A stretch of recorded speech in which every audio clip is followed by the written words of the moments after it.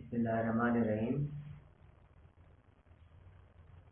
پچھلے بہت سے دنوں سے فرانس کی وجہ سے ہمارے ملک میں معاملات بگڑے ہوئے ہیں۔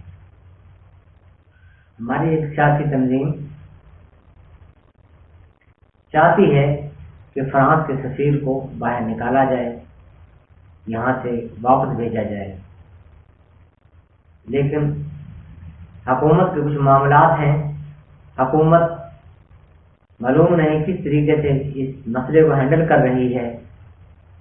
پچھلے دن تحریک لبیک کے چیئرپرسن کو حراست میں لیا گیا، جس کی وجہ سے ملک کے اندر انارکی کی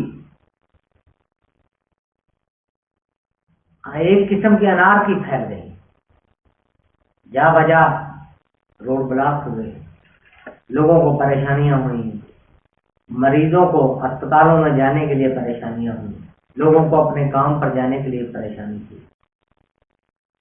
لیکن حکومت کا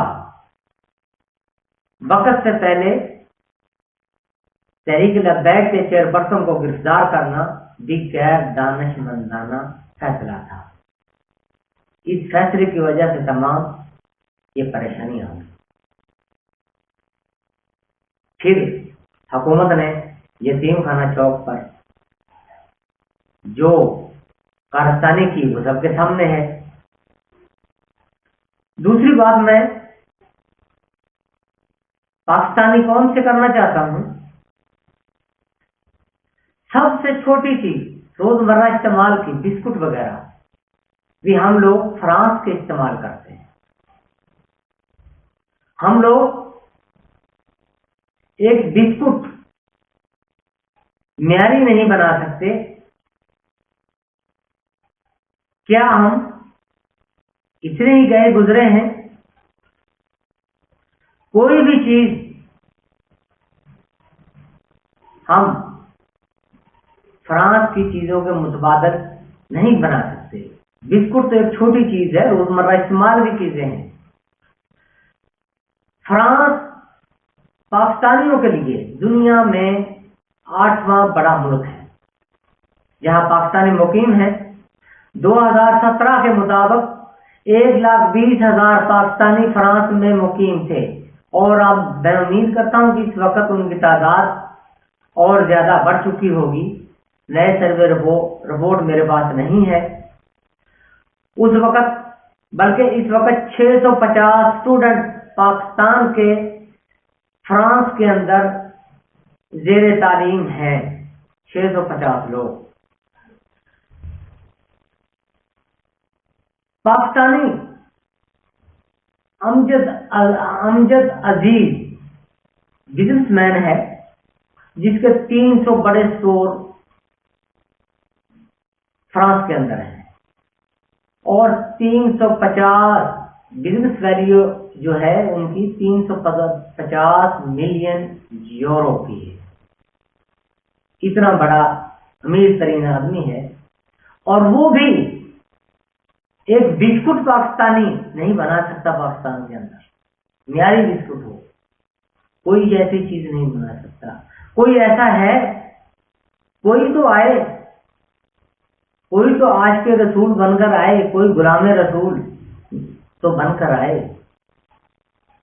کوئی نبی پاک صلی اللہ علیہ وسلم کا ماننے والا آئے تو صحیح، پاکستان کے اندر معیاری چیزیں دے، ملاوٹ سے پاک چیزیں دے۔ کوئی ہے؟ میرا سوال تو یہ ہے، پوری پاکستانی قوم سے ہے۔ دوسرا، سفیر نکالنا کوئی مشکل کام نہیں ہے۔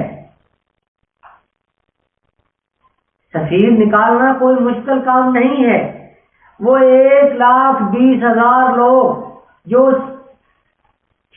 فرانس کے اندر مقیم ہیں، وہاں روزگار کما رہے ہیں، ان کو روزگار دینا، ان کو وہاں سے واپس لانا، ان کو یہاں اسٹیبل کرنا مشکل کام ہے۔ یہ بھی کرنا پڑے گا۔ 650 लोग जो हमारे स्टूडेंट वहां जेर तालीम हैं, अपने वालिदैन के खर्चे पर लाखों रुपए खर्च कर चुके हैं। उनकी तालीम अधूरी रह जाएगी, उनकी तालीम का बंदोबस्त भी करना पड़ेगा। ये तमाम मसाइल पाकिस्तानी कौम के सोचने के हैं और समझने के हैं।